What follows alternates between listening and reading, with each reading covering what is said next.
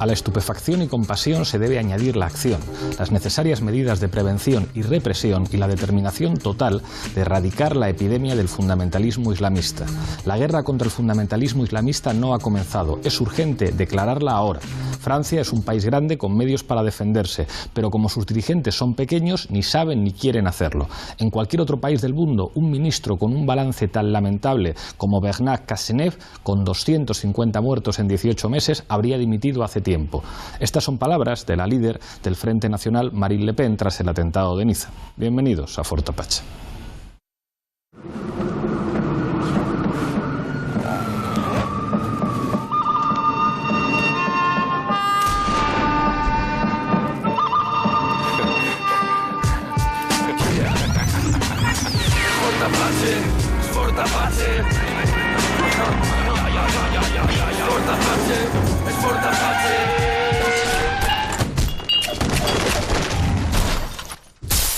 Manolo, si fueras asesor del gobierno francés, ¿qué tipo de política le recomendarías para enfrentar el fenómeno de este nuevo y difícilmente calificable terrorismo?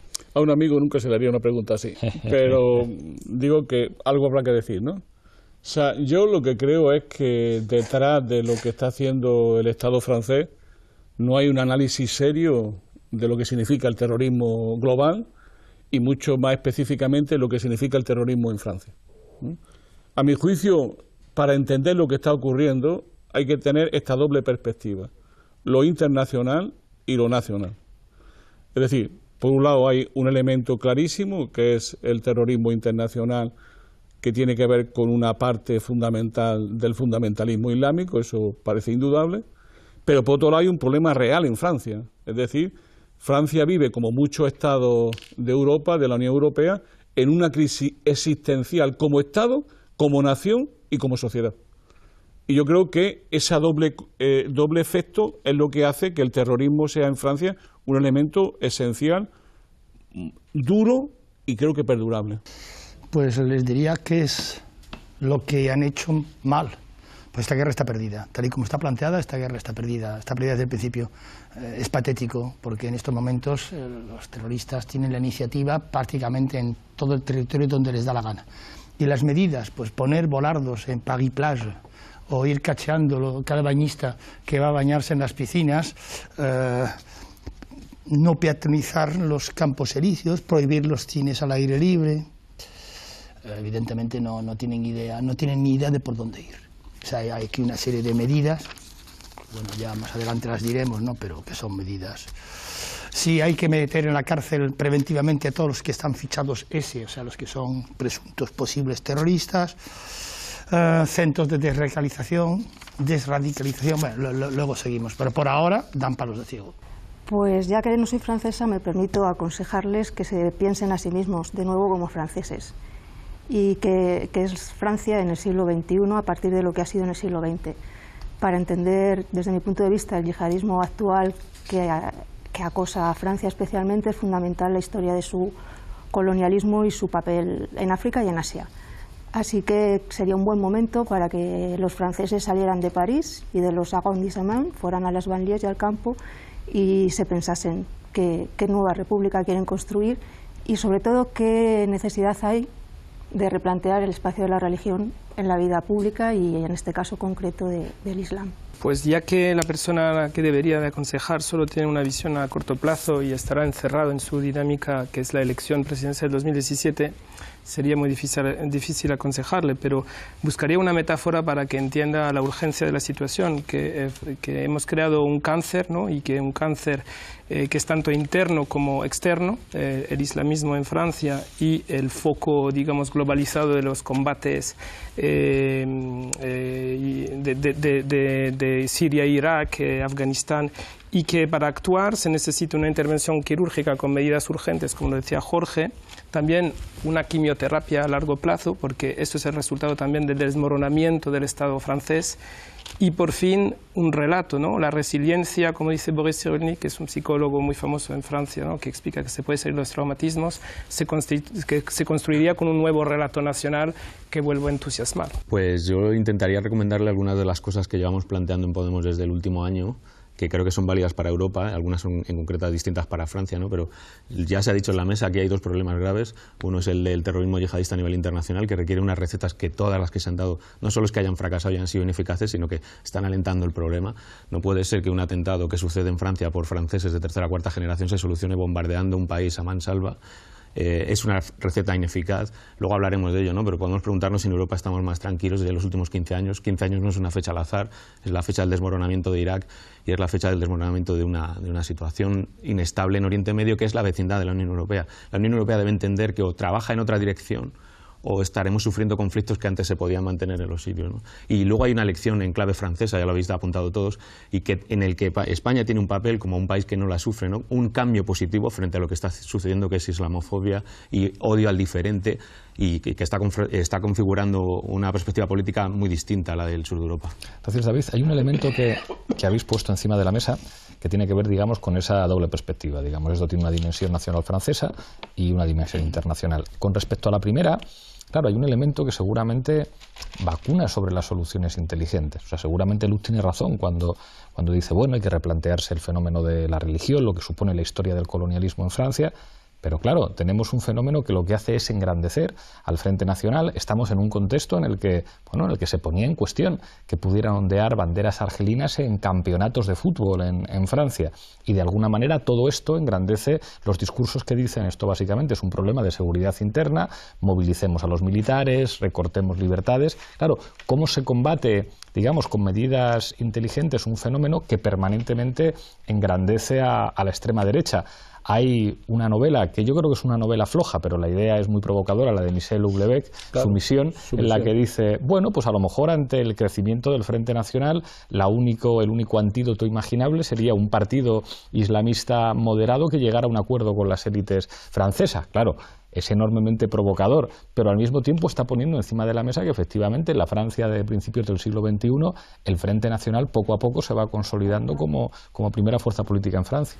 Lo que hay que volver a hacer es volver a construir un servicio de información internacional que ha sido muy tocado en la época Sarkozy por los recortes, construir una policía de proximidad que ha desaparecido, políticas sociales, estas son las medidas, ¿no? Y no entrar en la carrera, la huida hacia adelante en una política que da la impresión de que el Estado de Derecho, la República Francesa, no está a la altura. Solo te falta añadir, ¿verdad?, aislar los terroristas condenados, radicalizar la doble pena, mandar a los condenados a que cumplan la pena en el país de origen. No, para nada.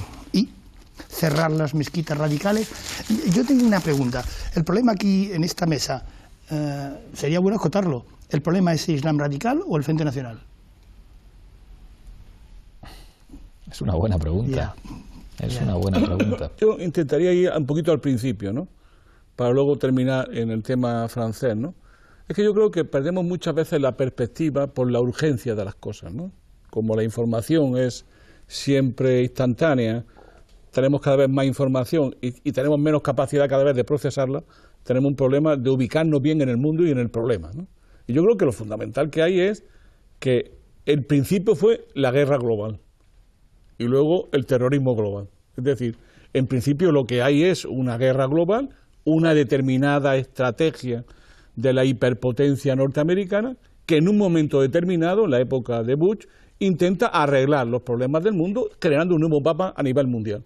Y en ese mapa a nivel mundial tenía que resolver los problemas del Oriente Próximo como elemento geoestratégico fundamental, lo que Brzezinski llamaba los nuevos Balcanes. Bueno, desde ese punto de vista hubo una intervención militar de enormes proporciones que todavía continúa, de una manera u otra, mutando entre estados y problemas. Y hay una respuesta a esa intervención global, que es el terrorismo global.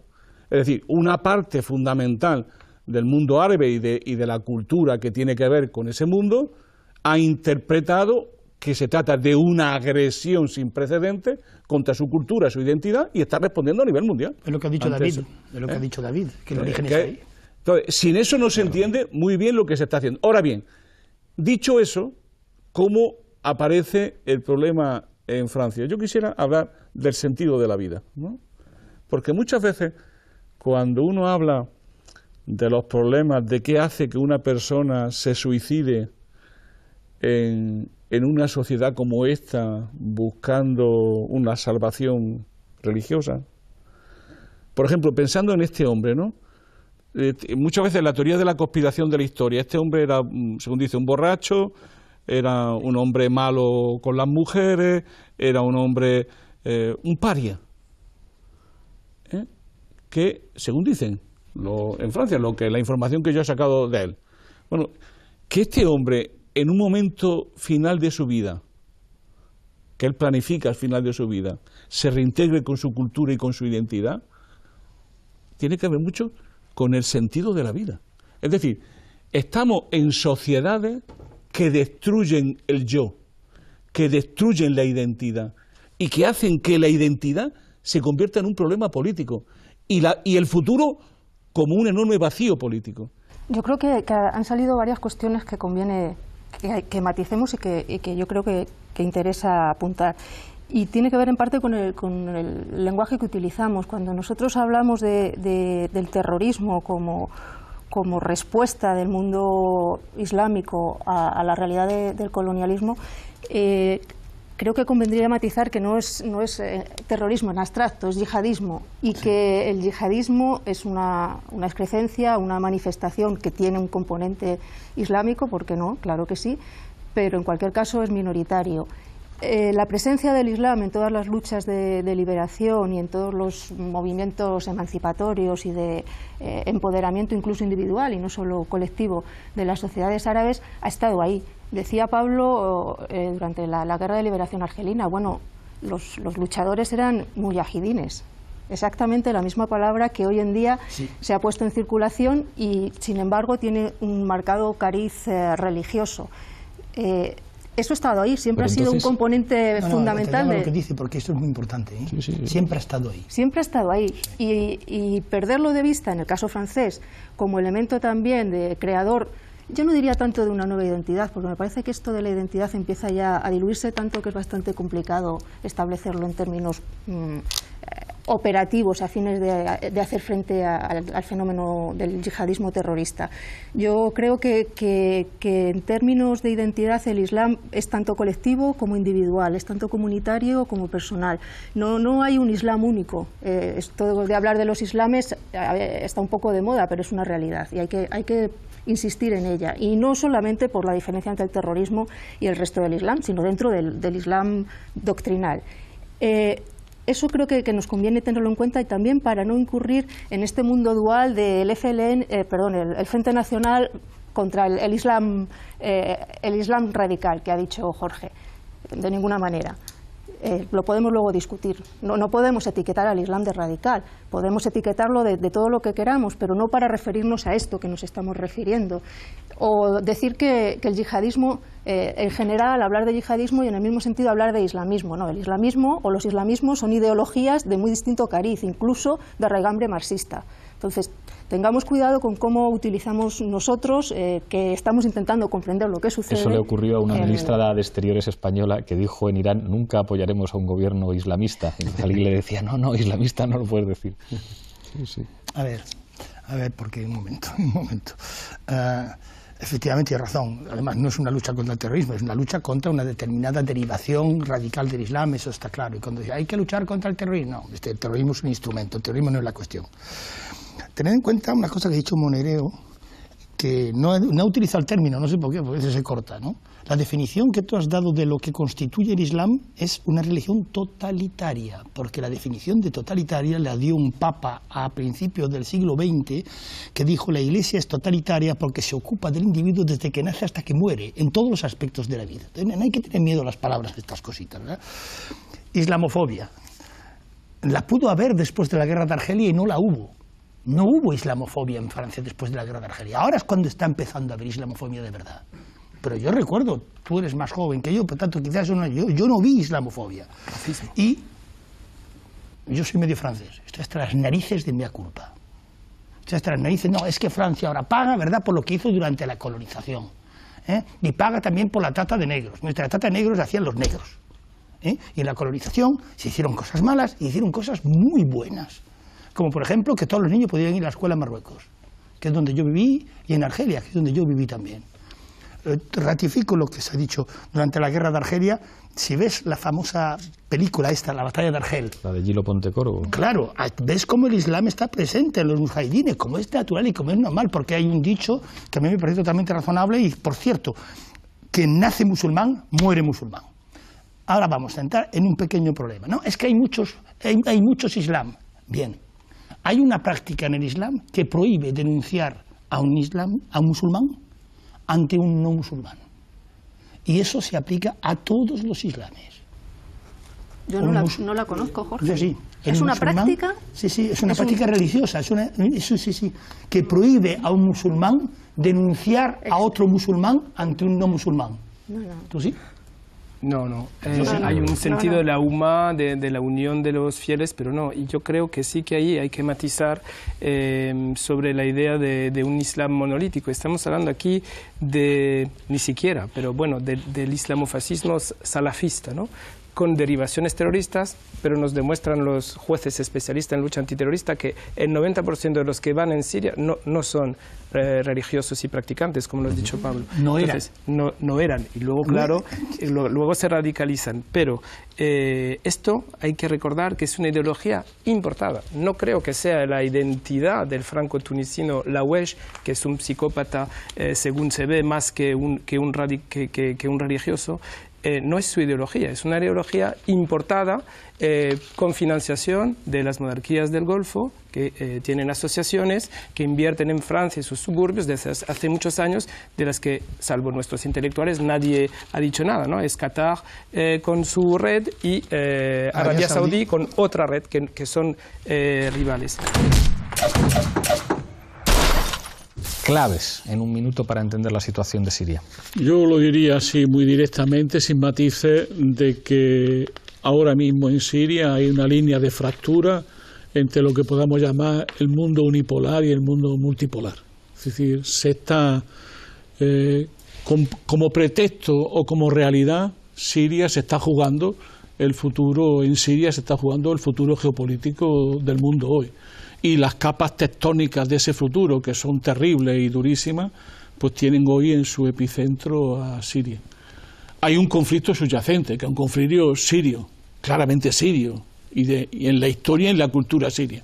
Pero desde hace mucho tiempo eso es algo, no diré secundario, pero desde hace mucho tiempo lo que se juega son destinos geopolíticos con grandes actores, donde básicamente hay el actor Turquía, el actor saudí, el actor norteamericano, el actor israelí y el mundo que hay en torno a Rusia, ¿no? Yo creo que es muy importante destacar y no olvidar cómo se inició todo, que fue el alzamiento de un pueblo, y cuando digo pueblo digo todo el pueblo, en contra de un régimen dictatorial, independientemente de a qué minoría religiosa pertenece o no, y que eso fue escalando y que las manifestaciones pacíficas se convirtieron en lugares en donde el régimen aprovechaba para aniquilar palabras con armas, y que eso hoy en día se está olvidando y está viendo tapado porque, como bien ha dicho, Siria se ha convertido como en un trozo de pastel que todo el mundo quiere para poder tener hegemonía, ¿no?, sobre ese territorio, pero que nunca hay que olvidar la realidad, la gente, que es lo que hoy en día se está olvidando, que cuando hablamos siempre de cifras, y detrás de cada cifra hay una persona con una historia, con una vida, con un pasado, y esto también a nivel Europa, ya que estamos aquí, creo que estamos demostrando que en Europa existe una crisis de moralidad, una crisis de empatía. Pues yo creo que habría que volver a lo que sucedía antes de 2011 y a la situación de dependencia generalizada y de pauperación en todos los niveles, no solo de Siria, sino de toda la región. A lo que sucedía en Irak, a lo que sucedía en los países del Golfo, que estaban recomponiendo su hegemonía y el poder que querían proyectar hacia el futuro, y a lo que también sucedía en el norte de África. Creo que si olvidamos que Siria en buena medida ha sido históricamente el corazón histórico-cultural del mundo árabe, olvidamos que los árabes son los protagonistas de su propia historia y que a ellos también les corresponde el futuro. Que se hayan convertido en un peón, en una pieza, los sirios, como también los yemeníes, los bahrainíes, los egipcios, los iraquíes, de la geoestrategia mundial, no nos puede hacer olvidar que son los pueblos árabes los que debemos empezar a entender para proyectar un futuro. Sí, pues lo primero que habría que decir es que Siria nos duele a todos y que creo que estamos viviendo un conflicto que, bueno, como mínimo hace 20 años que no se veía en el mundo, y del que no sabemos qué consecuencias tendrá. Sabemos las de ahora. Nos preguntas por las claves, son las claves de este último año. Siria yo lo intento ejemplificar como una muñeca rusa, una matrosca en la que hay muchos conflictos dentro, uno de cada otro. Primero el alzamiento pacífico de los habitantes en contra de la dictadura, luego una militarización de la revuelta, una guerra entre intermediarios ya pronto, una guerra sectaria, una guerra civil, y ahora estamos en una época de una especie de miniguerra internacional en la que sigue siendo a través de intermediarios en el territorio sirio. Como bien ha dicho Luz, se reproduce en un montón de otros territorios, y en el que efectivamente estamos en una pelea por la multipolaridad. Hemos pasado de un mundo unipolar a uno multipolar, pero lo estamos pasando de la peor manera posible, con una serie de guerras interimperialistas que están sufriendo sobre todo en los países del mundo árabe, y en los que cabe preguntarse qué papel quiere tener Europa, porque Europa es el sitio más cercano geográficamente y en el que por justicia y por solidaridad, pero también por su propia seguridad, tiene que aplicar otras políticas. Yo creo que Europa está sufriendo también todo lo que está sucediendo en Siria. El dolor de todos los sirios está llegando a Europa de una manera o de otra, y está escenificando la falta de solidaridad que hay en Europa a la hora de afrontar una crisis dentro de otra crisis que la económica, dentro de otra crisis que la política, ¿no? Bajo esas circunstancias, Europa tiene que espabilar, porque Rusia ahora mismo y otros imperialismos tienen claro lo que quieren y están actuando de una manera decisiva para conseguir aquello que quieren. En cambio, otros, pues bueno, estamos viendo cómo se dan estos acontecimientos, ¿no? Como simples espectadores. Los que lo sufren, sin duda, son los sirios, pero son los sirios. Y bueno, pues el día de mañana serán los libaneses, los jordanos, nunca se sabe. Yo creo que lo que está pasando en Siria es una vergüenza de la que se nos debería de caer la cara a todos y cada uno de los europeos, y que vemos lo que está pasando sin hacer nada, ¿no? Que asistimos al horror de lo que está pasando en Siria.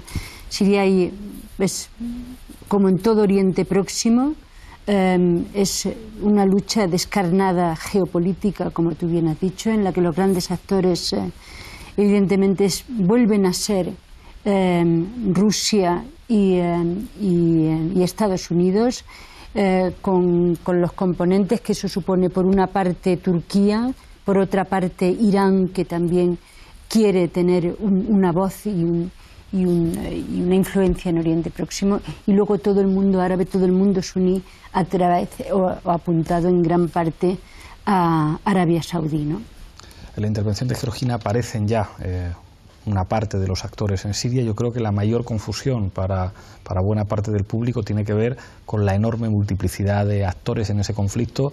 Os hago la pregunta a todos, pero la voy a lanzar inicialmente a Luz. Un pequeño mapa de actores en conflicto en Siria y las relaciones entre ellos, digamos, como para que podamos ir orientándonos en el debate. Pues nos convendría tener en la cabeza el mapa geográfico de dónde está Siria. Si lo fijamos y nos damos cuenta de que Siria está en el levante mediterráneo, justo al otro lado de nuestro país, si atravesáramos el Mediterráneo, pero que al mismo tiempo toca Mesopotamia, toca Anatolia, es decir, toca Turquía, toca el Cáucaso prácticamente, toca por el sur el desierto y la zona de Arabia histórica, toca Palestina, con lo que eso significa para todo el monoteísmo. Entenderemos que Siria es el lugar por el que entran todas las posibles interferencias para que el conflicto que en este momento vivimos sea un conflicto sectario, sea un conflicto económico, sea un conflicto de fronteras, sea un conflicto también con tintes históricos y de revancha. Israel, pues a la chita callando, pues es el gran beneficiado de todo lo que está pasando en Oriente Próximo, ¿no? Por aquello de divide y vencerás, ¿no? Entonces, mientras todo el mundo mira hacia lo que está pasando en Siria y tal, Israel tiene las manos libres para seguir actuando en Gaza, para seguir machacando palestinos, ¿no? Entonces, yo creo que es fundamental tener en cuenta los beneficios que Israel está sacando. Pues si hacemos el balance de las cosas que han ocurrido en el mundo árabe en general y en lo que llamamos el Oriente Medio en particular, ¿no?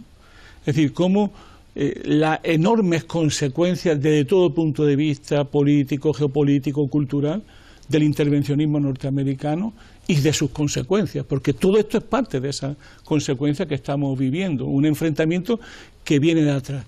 Quizás la paradoja de las paradojas es que los Estados Unidos se han metido en un berenjenal que no han sabido controlar y que de ese berenjenal está apareciendo, por un lado, una Rusia que se estaba en un proceso de recuperación geopolítico y por otro lado el imperio del mal, ¿no?, que era Irán, ¿no? O sea, en todo ese mundo lo que está apareciendo es un Irán siempre entre el arco chií y el arco suní, que sigue siendo un elemento clave, no sé hasta qué punto en estas cosas, pero donde van apareciendo mundos que no tenían nada que ver con las intenciones primeras, ¿no? Es decir, no ahora mismo vemos que está pasando, sí, que de la intervención en Irak el beneficiario último pueda ser Irán, es una cosa como bastante espectacular.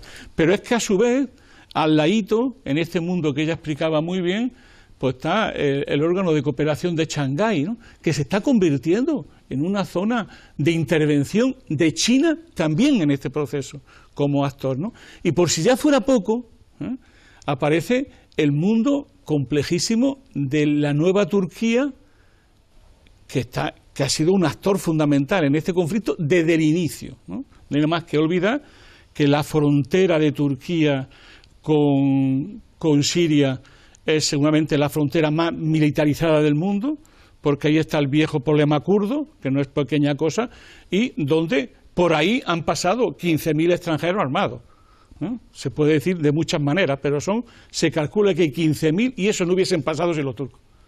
Pero a su vez acaba de recibir un intento de golpe de Estado, con la complejidad que eso tiene, que ha hecho que, curiosamente, Turquía levante sus relaciones con Estados Unidos y las vuelva a tener y empieza a tener buenas relaciones con Rusia de nuevo. Es decir, es un quebrantamiento de formas, de políticas, líneas de fractura múltiples que están todas ahí, pero que su origen está ahí, ¿no? Está en un modo de intervención de Estados Unidos que no saben cómo salir. Y para terminar, decir que mi preocupación es máxima en este momento. Hay que explicarle a la gente que en la zona hay una multitud de conflictos que están sobrepuestos unos sobre otros y que estaban debajo del manto de un montón de sistemas autoritarios que no dejaban que afloraran y que los actores externos, los que extraían petróleo, gestionaban la inmigración, les daba exactamente igual, y que estallaron de alguna manera en las revueltas árabes con una protesta social que ejemplificó también, lo ha dicho Luz, que existían otras maneras de abordarlo, ¿no? ¿Por qué ahora es tan complejo? Porque cada uno de los países, dentro de su complejidad, está actuando contra otros actores para intentar afianzarse. No hay ninguna manera, no hay ninguna solución política que no pase por la guerra. En ese sentido comparto con Manolo que a partir no solo del 11S, sino sobre todo de la intervención ilegal en Irak, se ha abierto una espita que no está cerrada, ¿no? Y en el caso de Siria, nos acordaremos durante muchos años de Siria, yo creo que ya nos acordamos, tampoco hay que hacer futurología, ¿no?, de lo que significa un conflicto con 5 años, con 300.000 muertos, sin ningún corredor humanitario, sin asistencia médica, con hospitales bombardeados, el derecho internacional humanitario está pisoteado y cuando se pisotea en un sitio acaba llegando a otros, al resto, ¿no? O sea, que no estamos en una isla que se puede mantener, ¿no? Quizás se estuvo en el pasado, ¿no? Es bastante interesante también decirle a la gente que las alianzas en la región son promiscuas, que no hay ninguna alianza que esté sellada en mano de hierro, que nos vamos a encontrar con muchas cosas, ¿no? Por ejemplo, los turcos han anunciado que van a entrar en Mosul junto con el resto de actores y van a estar al lado de los peshmergas, de los kurdos iraquíes, sin embargo están bombardeando en este mismo momento a los kurdos sirios. O sea, y eso es perfectamente normal allí y puede que cambie. Y en el caso de Putin también ha salido Israel, ¿no? Pues Netanyahu ha estado visitando Moscú, Putin está hablando también con Israel, ¿qué papel tendrá Rusia, no? La gente cuando analiza las alianzas en la zona debe tener en cuenta que son promiscuas, que estamos en un momento extremadamente importante. Por eso utilizaba el término guerras interimperialistas, porque creo que es muy gráfico, lo podríamos llamar también multipolaridad defectuosa, pero lo que está en juego también es un sistema mundo en el que pueda predominar algún tipo de derecho internacional humanitario, algún tipo de reglas o no. Y eso, el no, lo están sufriendo las poblaciones en la región. Para que haya un cambio en positivo, y sobre todo me interesa mucho el papel de Europa, qué papel ha tenido, no solo con las revueltas árabes, qué imagen o qué idea tiene del mundo a medio o largo plazo. Claro, también entramos en los debates propios de Europa y de la Unión Europea, ¿no? Pero debería pensar que estamos en nuestra vecindad. Argel está más cerca en avión. O sea, Barcelona-Argel es más cerca que Madrid-Barcelona en avión. Estamos en un mundo que pensamos que está muy lejano y del que recibimos las consecuencias. por solidaridad, por justicia con las poblaciones árabes, por interés económico, para que no haya una frontera que sea 1 a 30, por seguridad a largo plazo. Necesitamos que haya una política que cambie. Entonces, para eso es crucial que el conflicto de Siria pare. Para que el conflicto de Siria pare, los grandes padres, que en este momento son Rusia y Estados Unidos, deben decir parar. Los niños, que en este sentido son los que habéis estado diciendo, Arabia Saudí, y que ahora cada vez son más adultos y cada vez tienen más independencia, como se ve en el conflicto de Yemen, deben parar. Y aquí hay como varias vías de salida, ¿no? Podría ser una salida a la libanesa, lo cual es terrible porque esa guerra civil duró 15 años, involucró en una miniguerra civil o miniguerra internacional al resto de países, o la de Irak, que sigue siendo un país que está en deflagración constante 15 años después. Choca que no haya habido una respuesta ciudadana de solidaridad, un movimiento de no a la guerra, como en la guerra de Irak, ¿no? Y hay una razón clave a la que quiero hacer mención, que es la teoría de la conspiración, como la llamo yo, la llama mucha otra gente. Esa teoría de la conspiración parece que sale un poco por aquí por la mesa y vendría a decir más o menos que en Siria todo lo que pasaba eran básicamente marionetas de Estados Unidos y de Israel. Se puede considerar que la implicación de estos dos actores es importante en el conflicto. Yo personalmente opino que no. Y voy a decir por qué. El primer caso, el de Israel. Israel ha sido gran beneficiado de la destrucción de Siria. Sí y no. La frontera de Israel ha sido la frontera más segura durante 40 años, ¿vale? La frontera con Siria, de los Altos del Golán, que ha tenido Israel. Israel sabía que tenía un hombre en Damasco que le aseguraba que iba a tener 0 problemas. Eso es así. Y a los hechos me remito. En cuanto al tema con Estados Unidos, hay también informaciones que han salido hace 2 días en medios como Hispan TV, que dicen, que sacado de Wikileaks, que los saudíes están presionando a Estados Unidos para que les deje dar armas decentes, armas que puedan marcar diferencia a los rebeldes, ¿no? Yo me pregunto si esto es un complot, una conspiración, un trabajo del imperialismo americano. ¿Cómo es posible que el propio imperialismo realice un boicot que durante 2 años las armas llegaban por el Líbano? Durante 2 años no llegaban por Turquía y eran Kalashnikov contra misiles. Entonces, bajo esas circunstancias, entiendo que el movimiento de no a la guerra no se ha generado, que el movimiento que tendría que haber presionado tanto en Europa como en Estados Unidos como en Rusia a los distintos gobiernos para que esta multiguerra, y hablemos de guerra mundial, esté sucediendo en Siria y lo estén pagando los sirios, no se ha generado por un problema que nos circunscribe a todos, que es el saber identificar, el posicionarnos con las personas y no con aquellos movimientos políticos que nos interesan cuando nos interesa. Y con esto concluyo. Creo que hay mucho antiamericanismo. Yo siempre he sido del movimiento antiimperialista y si hay que ser antiimperialista, hay que ser antiimperialista con todos. ¿Para qué sirve un CIE? Bueno, en primer lugar habría que decir para qué no sirve un CIE, y no sirve para deportar a las personas, ¿no? Un 50% de las personas que son internadas finalmente no son expulsadas. El CIE, digamos que hay que situarlo en el contexto de la irregularidad administrativa, y es de alguna forma la intersección entre 2 violencias. La más explícita, los abusos que ya hemos visto en el CIE hace unas semanas en el CIE de Aluche, y ese tipo de agresiones, o la propia muerte de Samba. Las, digamos, más sutiles, ese racismo burocrático, que es, por ejemplo, toda la negación de los papeles, toda la negación de estar de aquí de forma regular, que puede implicar que porque no te den hora para llevar los papeles puedes acabar en un calabozo, ¿no? Los CIEs son una pieza en un entramado mayor de redadas, de expulsiones, y es importante entender que para que unos pocos podamos circular, han inventado esta pieza que son los CIEs para excluir a unos pocos de esa circulación en el espacio de libre movilidad que se supone que debería ser Schengen. Yo creo que sería bueno, junto a ver un poco desde lo local qué ocurre en los CIEs, como ha planteado Cristian. Creo que es muy bueno abrir el foco y ver los CIEs como la espada de Damocles de todo un sistema, de toda una serie de políticas de gestión de las personas en movimiento, sean refugiadas, sean migrantes, sean víctimas de trata, y cómo esa espada de Damocles sirve para mantener a la gente sin derechos, para mantener a la gente en una especie de vulnerabilidad, de limbo jurídico, jurídico que luego permite muchas violaciones de derechos humanos, ¿no? Y el CIE es el final de toda una cadena de todas esas políticas migratorias que yo creo que es importante que hablemos sobre ellas, ¿no? El CIE también sirve para establecer una especie de doble condena. Las personas que llegan al CIE son personas que o han perdido su residencia o son personas que se han visto imposibilitadas de adquirirlas. Entonces ya son personas que de alguna manera están siendo marginadas por el propio sistema y al pasar por el CIE, pues esta marginación se hace todavía mucho más latente, además de ser un espacio vulnerador de los derechos fundamentales de las personas que pasan por allí. Los CIE son, yo creo, un elemento fundamental de unas políticas, las políticas migratorias de la Unión Europea, que han tenido una consecuencia que es alejarnos cada vez más de los derechos humanos. Y un elemento fundamental porque se configura la expulsión como una forma de establecer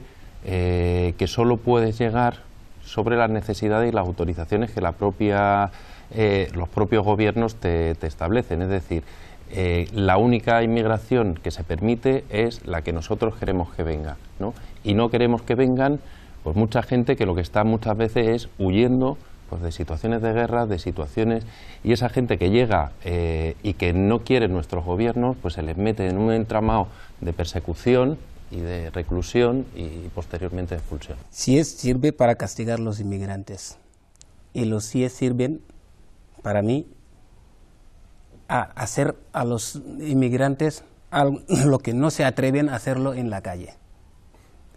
Y los CIE sirven porque los inmigrantes que solamente no han hecho ningún delito, sino que falta de administrativo, no hay ninguna excusa o otras cosas para llevarles en cárcel, y crean estos CIEs para llevarles ahí y hacerle un maltrato al que no le reciben ni siquiera la gente que han hecho delito a entrar en los cárceles. Me parece muy interesante profundizar en esto, porque es verdad que a veces nos quedamos en un discurso, por una parte, enormemente técnico, que habla de las políticas migratorias, de las políticas de gestión de personas y movimiento, o incluso, digamos, parece ya un terreno común decir, bueno, los CIEs no están muy bien, los CIEs violan los derechos humanos, pero claro, como las cámaras de televisión nunca entran dentro, quería pediros que describáis cómo es un CIE por dentro. Es decir, es un espacio lo más parecido a una cárcel, que implica una privación de libertad contra la voluntad del que está dentro y con un régimen disciplinario interno pues que de alguna manera se tiene que parecer a una cárcel porque la gente que está dentro no puede salir a darse una vuelta. Creo que estaría muy bien que pongáis encima de la mesa elementos descriptivos de cómo es un CIE por dentro, cómo es la disciplina dentro, cuáles son las atenciones que reciben o no reciben los internos. Dale. Bueno, los CIEs, para empezar, si era algún sitio donde se hacen cosas buenas, no impedirían que entren ahí los periodistas. En Santiago Bernabéu nadie impide que entren ahí los periodistas a enseñar cómo juega Cristiano o cómo se aplauden los aficionados. Si impiden que entren dentro del CIE, significa que lo que están haciendo dentro no está bien, si no le demostrarían. Eso nadie en la vida quiera impedir que demuestren tu buen trabajo. Entonces, yo he pasado en CIE Fuerteventura 35 días. Es una celda al que no le he visto y ni siquiera quizás he vivido también, tengo muchos amigos que han pasado en cárcel. He hablado con ellos, pero el trato que han recibido, yo he recibido un peor trato cuando estuve en Fuerteventura y no he hecho nada. Estaba buscando la vida y tenía un sueño grande. Llego en un país al que pienso que ya he cumplido mi sueño. Me cogen, me meten en esta celda sin ninguna explicación. Lo que menos me gusta en los CIEs es que entras ahí, no hay ninguna persona civil que te pueda explicar cuáles son tus derechos fundamentales, cómo tienes que portar, cuál es la cultura del país al que tú estás, cuáles las normas, sino que te acompañan con gente y uniformes. Cada celda están 6, 7, 8 personas. al que tienen el mismo horario de comer, de cenar y de desayunar. Y cuando le están haciendo, vienen a abrirles para que vayan a comer o vayan a cenar. A la que yo estuve en Fuerteventura, nadie puede juntar con otro así en el mismo camino. Tenemos que ser cola, como si fuesen animales. Todos los días viene la policía en lo que dicen en la puerta, one line. Ya nos saltamos todos, uno detrás del otro. El desayuno, la comida. Y a la hora de comer, tienen tiempo.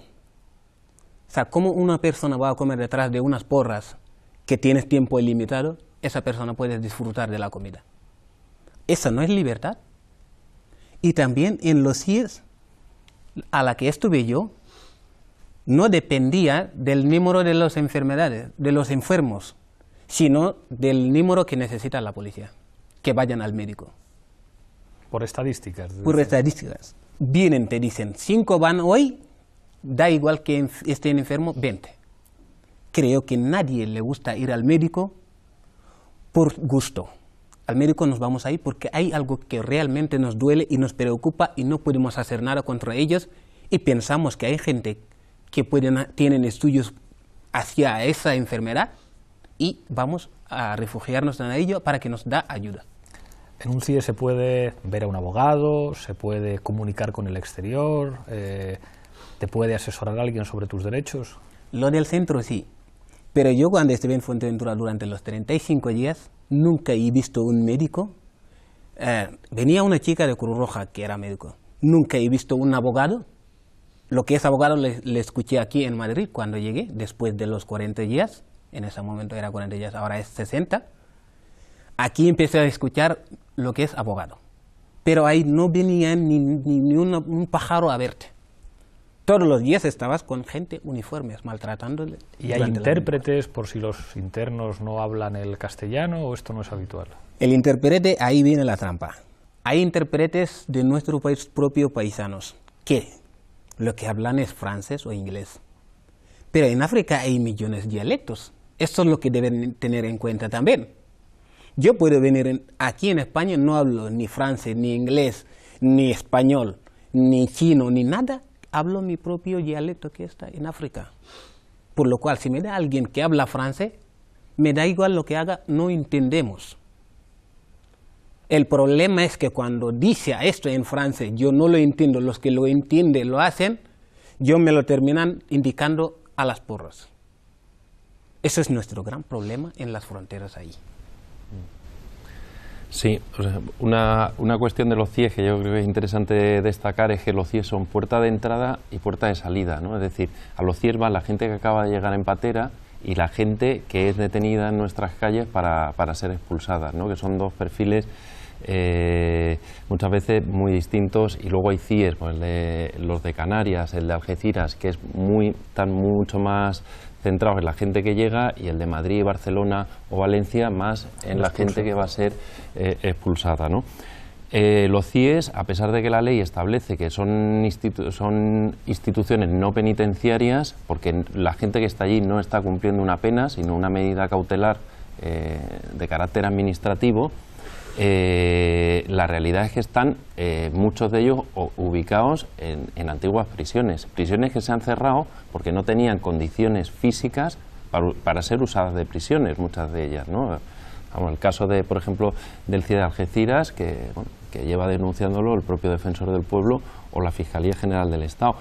Y el funcionamiento y el régimen de vida, a pesar de que la gente que está allí no está en prisión, es un régimen que se acerca a lo penitenciario, pero con un problema que es que no hay recursos para, por ejemplo, que la gente pueda ordenarse con actividad de su tiempo en los centros de internamiento, no hay recursos para tener un servicio médico de la calidad que tenemos el resto de los ciudadanos, es una contrata que se le paga X al año y hay un médico al día, no todas las horas del día, es decir, entonces, pues pasan situaciones de desatención muchas veces, de falta de traductores y en tercer lugar son unos sitios que no está, como señalaba el compañero, gestionados por personal civil y personal con formación en lo que está haciendo, ¿no? En materia de derechos humanos, en los perfiles de gente de personas que llegan, si no está gestionado por la policía, ¿no? Entonces poner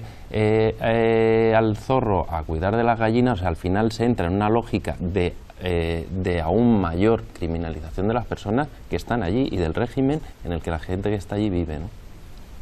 Yo creo que una de las cuestiones un poco es que al final legalmente se plantean que no son prisiones y por tanto eso permite que no se le apliquen todas lo que serían las normativas de derechos humanos para las personas privadas de libertad, y en realidad es un espacio privado de libertad y por tanto por lo menos, primero, aparte de que luego hablaremos, ¿no?, de lo que hay que hacer es cerrarlos porque no son un mecanismo ni digno ni adecuado para resolver los problemas que se plantean para los que se crearon, pero es que es un centro de privación de libertad. Yo creo que ya tenemos que ir a decirlo claramente, porque si no al final eso permite que se cree ese limbo jurídico donde no son los mismos derechos los que tienen las personas que están ahí dentro, ¿no? Yo creo que eso es muy importante a todos los efectos, desde acceso de organizaciones, acceso de abogados, el control de lo que dentro ahí pasa cuando se producen casos de malos tratos, ¿no?, y que muchas veces la respuesta inmediata cuando se produce una situación de malos tratos o incluso algún caso que ha habido en el pasado de violencia sexual contra mujeres inmigrantes, la respuesta inmediata es proceder a la expulsión de las personas para que se mantenga ese limbo jurídico, ¿no?